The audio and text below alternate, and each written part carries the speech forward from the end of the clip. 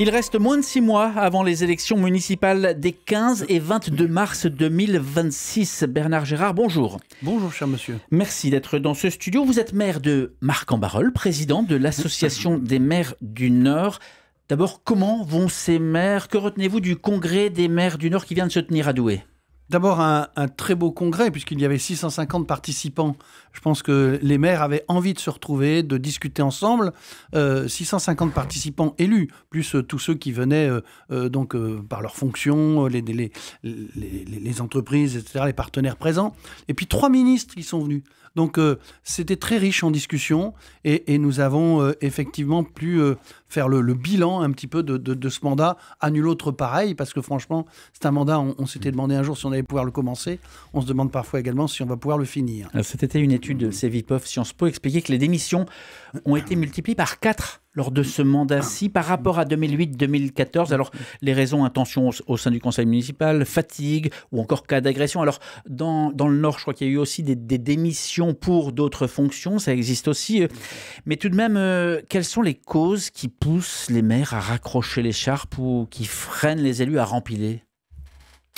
Alors, on verra combien d'élus décideront d'arrêter. Je pense qu'on sera sans doute dans une épure qui n'est pas celle qu'on imagine aujourd'hui. Je pense qu'on devrait peut-être être aux alentours de 34 ou 35% de personnes qui ne vont pas se représenter pour des causes très, très multiples dont vous parliez à l'instant.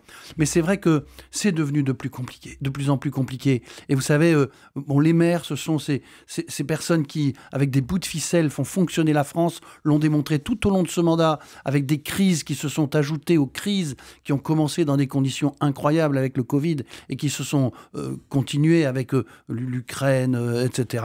Bon, la crise énergétique. Donc, je pense que c'est difficile. Moi, j'ai beaucoup d'admiration pour mes collègues. Moi, j'ai une ville de 40 000 habitants avec beaucoup de personnes pour m'aider aussi. Mais une commune, c'est une petite entreprise qui travaille beaucoup le week-end, tous les samedis et tous les soirs. Et donc, tous sont là pour faire fonctionner et ça n'est pas toujours simple. Et les 3/4 des communes du Nord sont en dessous des 3500 habitants. Le maire, c'est l'élu de proximité en première ligne. On a entendu aussi, c'est l'élu qui est à portée de main, à portée de paroles qui se libèrent, de paroles débridées. Est-ce que vous l'avez ressenti? Est-ce que vous en avez souffert? Alors, vous savez que 77% des élus du Nord, à la suite d'une étude que nous avons réalisée, ont expliqué que dans ce mandat, ils avaient été concernés par des agressions, qu'elles soient verbales, qu'elles soient physiques, sur eux-mêmes, sur leur famille.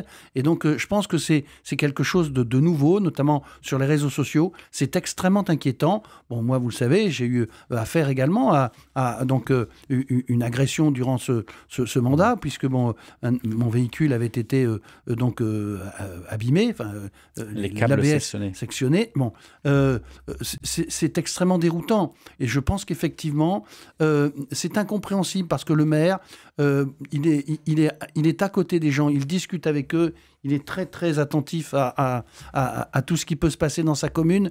Et je pense qu'on ne peut pas être maire sans aimer les gens. C'est impossible. Et donc, je pense qu'il faut prendre en considération cet élément. Il y a un don de soi quand on est maire. C'est pas prétentieux de le dire. C'est une réalité. On va y revenir. Mais qu'est-ce qu'il manque finalement au statut du maire? Dans une lettre adressée à tous les maires de France, Sébastien Lecornu, le Premier ministre, a annoncé sa volonté de faire aboutir avant les municipales la loi qui acte la mise en place d'un statut de l'élu local. Alors le timing est très très serré, la navette parlementaire n'est pas terminée. Qu'est-ce qu'il manque aujourd'hui au statut du maire ? Je pense effectivement que c'est indispensable que l'on puisse aboutir sur ce sujet. Alors, vous savez, on ne devient pas maire par ambition financière. Je veux dire, c'est pas l'indemnité qui fait que le maire se présente un jour. Je vous coupe, on va continuer, mais vous parlez d'indemnité. J'avais sorti quelques chiffres pour que les auditeurs réalisent bien. Le salaire d'un maire, ou plutôt son indemnité de fonction, dépend de la taille de la commune qu'il administre. En brut mensuel, on est à 1026 € pour moins de 500 habitants, donc 1026 € pour moins de 500 habitants, le double pour les communes de 1000 à 3500. Au-dessus de 10 000 administrés, on passe à 2600 €, ça reste... Brut. Et là, c'est du brut, c'est du brut mensuel. Voilà, d'accord. Donc, en fait, franchement, c'est quelque chose qui n'importe pas. C'est pas ça qui fait la décision. Je pense que c'est justement l'envie d'être utile pour les autres. Mais le statut de l'élu local pose un véritable problème aujourd'hui. On devrait s'inspirer de ce qui se passe dans d'autres pays. Pourquoi le maire ne serait-il pas, comment dirais-je, sur le même pied que les fonctionnaires qui travaillent dans sa commune, par exemple? Mais il y a beaucoup d'autres choses qui entrent en ligne de compte. Et puis, il y a aussi cette, comment dirais-je, cette inflation de textes, de règlements, de normes qui font qu'aujourd'hui, c'est de plus en plus compliqué. Nous, ce qu'on demande, c'est que l'on nous fasse confiance. Et je pense qu'il y a un élément qui est très positif dans le Nord. Je voudrais quand même le signaler. Parce que moi, je n'aime pas tout le temps tout critiquer, tout va mal. On a une haute administration. On a un préfet du Nord qui est à nos côtés, qui nous écoute, qui organise des réunions avec nous. On se rend compte, il va sur le terrain. Nous faisons des réunions de territoire, l'association des maires du Nord, avec le préfet, avec tous ses services. On fait des visioconférences une fois par mois. Bon, on est écouté, mais je pense qu'il y a une inflation de textes qui rend aujourd'hui la vie des élus totalement ingérable et impossible, et sans moyens financiers et sans autonomie financière. Et puis, l'exemplarité n'est pas forcément du côté du politique quand on voit ce qui se passe à l'Assemblée ou ailleurs, une certaine agressivité. Vous avez été député, vous connaissez bien le sujet. Alors, pour en revenir à vous, Bernard Gérard, maire de Marcq-en-Barœul, ça va s'arrêter. Ça va s'arrêter puisque vous ne serez plus maire dans 6 mois. C'est fini. Alors non, c'est pas fini, mais... le poste de maire. Le poste de maire. Vous savez, un élu, un maire, il n'est jamais en CDI, hein, il est toujours en CDD. Et donc on n'est pas propriétaire de son mandat. Et c'est une aventure humaine absolument merveilleuse et passionnante. Et après 44 ans de vie publique, ça fait, je suis élu depuis 83 et je suis maire depuis 2001. Donc je pense que réfléchir à la transmission, c'est quelque chose qui est indispensable et qui fait partie de la vie. Donc moi, j'y ai réfléchi depuis longtemps. Quand j'ai fait ma liste la fois dernière, j'ai fait rentrer des gens en me disant, mais un jour, ils seront peut-être appelés à me succéder. Et la réalité de ce mandat, avec la qualité des uns et des autres, me fait dire aujourd'hui, ben voilà, ils sont prêts, ils ont démontré leur capacité à. Moi, j'ai 72 ans. Eh bien, transmettre, c'est quand même un mot magnifique. La transmission, mais tout de même, vous allez être... élu à la MEL. Vous restez à la enfin, vous envisagez de rester à la métropole européenne de Lille. Pourquoi ne pas laisser justement la place aux nouvelles générations? Il y a plusieurs places. Moi, en fait, je pense que transmettre, c'est d'abord déléguer. J'ai délégué pendant tout ce mandat et je pense que transmettre, c'est aussi accompagner. Et c'est ce que je vais faire dans ce mandat, en accompagnant l'équipe. Et c'est aussi eux qui l'ont souhaité ainsi, puisqu'on en a discuté de manière extrêmement ouverte. Bon, et donc, c'est le souhait qui a été unanimement, comment dirais-je, débattu entre nous. Et c'est comme ça que les choses vont se passer. Accompagner, c'est un joli mot aussi. Il y a 2 femmes de la région qui comptent à Amiens et à Lille, qui ont laissé leur place de maire. Elles l'ont laissé. Eh bien, alors, candidat pour la mairie, pourquoi ne pas avoir cédé le fauteuil à celui que vous vouliez voir siéger à votre place? Alors, chaque ville a une situation particulière. Hein. Moi, je ne suis pas là pour apprécier bien ou mal ce que font d'autres. Je respecte infiniment la position des uns et des autres, et notamment la position à Amiens ou à Lille. Moi, mon souhait, c'était de dire, si on commence un mandat, on le termine. Et je ne voulais pas commencer un mandat en me disant, je n'irai pas jusqu'au bout. Et donc, je pense que c'est une question qui se posait forcément. À 72 ans, on réfléchit effectivement à la suite. Je pense que il y aura un dynamisme nouveau qui sera apporté. Je ne vais pas rougir, je pense, de ce que j'ai fait ou du bilan qui sera le mien, mais c'est pas uniquement le mien, c'est le bilan d'une équipe. Et puis je n'ai aucune prétention. J'ai fait ma route. C'est le devoir de chacun de faire sa route. Ça vous arrivera, moi ça m'arrive aujourd'hui, et je pense que c'est quelque chose je le vois comme quelque chose de très positif et une jolie étape de ma vie. Et si jamais ça se passe bien, eh ben j'en serai très très heureux. Et je vais tout faire pour. Pour décentrer le sujet, revenir au maire. Vous êtes rodé à l'exercice politique. Vous avez pendant 10 ans été député, UMP, puis LR. La fonction de premier magistrat, elle est particulière, la fonction de maire. Qu'est-ce qui fait dire aux maires aujourd'hui que leur mandat est le plus beau de tous les mandats? Je l'ai déjà expliqué, je l'ai même peut-être écrit. Il y a comment dirais-je, une partie affective dans le mandat de maire à nul autre pareil. Je veux dire, vous savez, se présenter à une élection, et on le ressent plus encore quand on se présente à maire, c'est dire aux gens, mais est-ce que vous m'aimez bien? Est-ce que vous me faites confiance? Est-ce que vous êtes prêt à faire un bout de chemin avec moi? Je trouve qu'il y a quelque chose, une assimilation qu'on peut peut-être faire avec la vie personnelle de chacun. Bernard Gérard, à l'heure où l'on parle, le Premier ministre, que vous connaissez depuis longtemps d'ailleurs, Sébastien Lecornu, que vous avez fréquenté sur les bancs de l'hémicycle, il n'a toujours pas formé son gouvernement. Les journées de manifestation se succèdent, la colère sociale, la crise économique. Comment est-ce qu'on en sort par le haut? Alors oui, je connais Sébastien Lecornu, je pense que c'est un homme de dialogue, c'est un homme posé, c'est pas quelqu'un qui est agité et qui cherche à faire du sensationnel. Il a bien conscience que l'on est dans une période de très forte ambiguïté dont il faut essayer de sortir.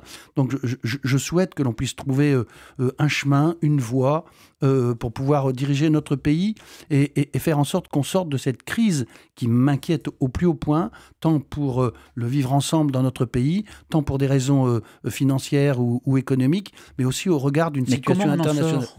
Je pense que pour sortir de cette ambiguïté, j'y réfléchis beaucoup à mon niveau, je ne me prends pas pour un grand politologue, mais bon, dans le fond, j'ai ma petite expérience, j'ai été effectivement parlementaire. J'ai longtemps pensé qu'il fallait sans doute redissoudre et puis clarifier les choses. Mais si c'est clarifié et que ça ne change rien, je pense qu'on n'aura pas avancé d'un poil, si je puis m'exprimer ainsi. Et donc, j'ai lu avec beaucoup d'intérêt une chronique il y a 10 jours dans le Figaro, écrite par Éric Schottl, qui était secrétaire général du Conseil constitutionnel, pleine de pertinence. Et je crois que je pense que la solution, mais le fera-t-il, mais je me permets de le dire aussi simplement et sans agressivité, qu'on ne peut pas imposer à un président de la République sous la pression de la rue une sorte de destitution. Il est légitime, un président de la République. Mais je pense que, moi qui suis un gaulliste, que ça aurait la seule solution aujourd'hui. Ce serait qu'il annonce de lui-même qu'après les municipales, parce qu'il faut qu'on vive quand même sereinement cette période des municipales, sans y rajouter l'écueil de législatives et d'une présidentielle d'urgence. Je crois que s'il annonçait aujourd'hui qu'après mars 2026, 2026, il démissionne. Je pense que c'est lui qui est à l'origine de cette situation et c'est à lui qu'il appartient de prendre sa responsabilité. Il a fait quelque chose qui n'a pas été pesé comme ça aurait dû l'être. Je le dis comme je le pense. Je ne le dis pas avec agressivité, mais la conséquence, elle est assez dramatique aujourd'hui. Et donc, c'est lui qui a la clé. C'est son devoir d'homme, c'est son devoir d'homme d'État aussi de le faire. Vous êtes en train d'appeler Emmanuel Macron à la démission? Je n'ai pas dit que je l'appelais à la démission. Certains veulent sa destitution. Certains veulent lui faire mettre un genou à terre. Je pense que moi, je suis dans une démarche gaulliste et je pense que c'est lui qui a la clé de la situation et je pense que c'est pas une démission, c'est une cessation anticipée de son mandat. C'est pas pareil. Mais ça fragiliserait la fonction. Pas du tout. Je pense qu'il se grandirait et que chacun comprendrait qu'il y a là une solution. C'est ce que j'ai, moi, lu avec beaucoup d'intérêt. J'ai lu plusieurs fois et je vous invite tous à le relire. C'est cette chronique de Éric Schottl et elle est remarquable et je pense qu'il a abordé avec intelligence la situation que connaît aujourd'hui notre pays. Donc si Emmanuel Macron démissionne ou annonce sa démission, on pensera à vous et à cette chronique. Ce serait bien prétentieux de ma part, mais en tout cas, il faut trouver un chemin. Il faut quand même qu'on trouve un chemin dans notre pays, parce que ça ne peut pas être que on ne peut pas continuer dans cette situation de conflit permanent et de cette haine collective. Vous parliez tout à l'heure de l'ambiance au Parlement. Enfin, moi qui ai été parlementaire, c'est catastrophique.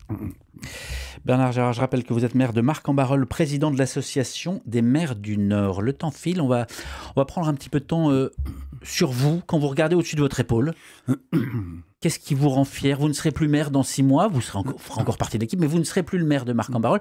Qu'est-ce qui vous rend fier? Je pense que j'ai eu d'abord beaucoup de chance sur la Terre quand même. C'est quand même pas mal d'avoir eu autant de belles opportunités de rencontres. Voilà, et moi j'ai essayé d'apporter ma pierre à l'édifice. J'ai réalisé un certain nombre de choses dans ma ville, mais pas tout seul. Et je l'ai fait en équipe. La première chose, c'est de me dire, être maire, c'est travailler en équipe. Première chose. La deuxième chose, c'est de s'enrichir de la démocratie participative. Il y a la démocratie représentative, c'est celui qui est élu. Mais celui qui est élu, s'il a le pouvoir, il peut décider. Il dit oui ou il dit non, il a le pouvoir. Bon, c'est pas ça qu'il faut faire. C'est savoir ce qu'il faut décider. Et savoir ce qu'il faut décider, c'est écouter les autres, c'est essayer justement d'enrichir l'idée qu'on peut avoir a priori de l'avis de sa population, des associations, des relais, etc. C'est comme ça que j'ai essayé de faire dans ma ville. On a fait beaucoup de choses. Et ça, ce qui me rend fier, vous me le demandez, bah oui, zéro dette, c'est quand même pas trop mal. Hein. Combien de villes en France ont zéro dette? Je pense pas qu'il y en ait beaucoup, encore moins de 40 000 habitants. Des investissements très importants dans plein de domaines. Et voilà, autant sur des problèmes, des gens qui m'ont demandé de relayer leurs préoccupations, bah, j'ai essayé de le faire dans ma vie d'élu, parce que je crois que effectivement... Enfin, vous savez que je suis contre la suppression du cumul des mandats, parce que c'était une richesse d'avoir justement ce creuset avec cette population, ces gens qui venaient vous voir et qui vous proposaient de porter leurs aspirations au niveau national. Il n'y avait rien de plus beau. Aujourd'hui, ça s'est quand même pas mal perdu. Parmi les nombreuses réalités de votre territoire, il y a aussi un sacré pari en accueillant par exemple l'école européenne dans votre ville, un établissement public d'enseignement international. Quel bilan vous en tirez? Écoutez... je vous invite à aller faire un jour un joli reportage à l'école européenne. 46 nationalités. C'est quand même l'enjeu du monde aujourd'hui, c'est de se parler. Entre des gens de cultures différentes, de pays différents. Mais il n'y a pas grand monde qui en voulait de cette école à l'origine. Je pense que tout le monde avait compris qu'il en fallait une, parce que moi, en tout cas, on m'a largement sollicité pour la créer. C'est une grande fierté, une école publique de la République, une école de la République, une école d'excellence de la République, qui permet à tout le monde, quelle que soit son origine, d'avoir accès, comment dirais-je, à un enseignement qui est riche, qui est important, et qui permet aux gens de brasser des idées différentes. Je crois que c'est formidable, tout le monde le reconnaît aujourd'hui. J'ai tenu à ce que cette école, parce que c'est moi qui l'ai proposée, je le dis clairement, elle porte le nom de cette grande personnalité, Jacques Delors, parce qu'il avait fait beaucoup pour l'enseignement, beaucoup pour la jeunesse, beaucoup également pour la dimension européenne, avec toutes les bourses internationales, etc., qu'il a mises en place. Et donc, voilà, moi, je suis très, très fier. Oui, c'est une des choses qui m'a rendu le plus fier, parce que l'éducation, c'est par là que tout passe. Alors sur RCF, on aime à dire que les premiers seront les derniers seront les premiers, mais rien sur les seconds. Le temps ne nous permet pas de nous y arrêter. Le second, c'est pourtant le titre de votre autobiographie, dans laquelle vous retracez 40 ans de vie publique, locale et nationale. Le second. En tout cas, merci beaucoup d'avoir pris le temps de venir en studio, Bernard Gérard. Je rappelle que vous êtes le président de l'Association des maires du Nord, que vous êtes maire de Marc-en-Barœul. Merci à vous. C'est gentil, merci à vous, au contraire. L'entretien va être à retrouver sur la page YouTube d'RCF Hauts-de-France et sur le site rcf.fr, Région Hauts-de-France.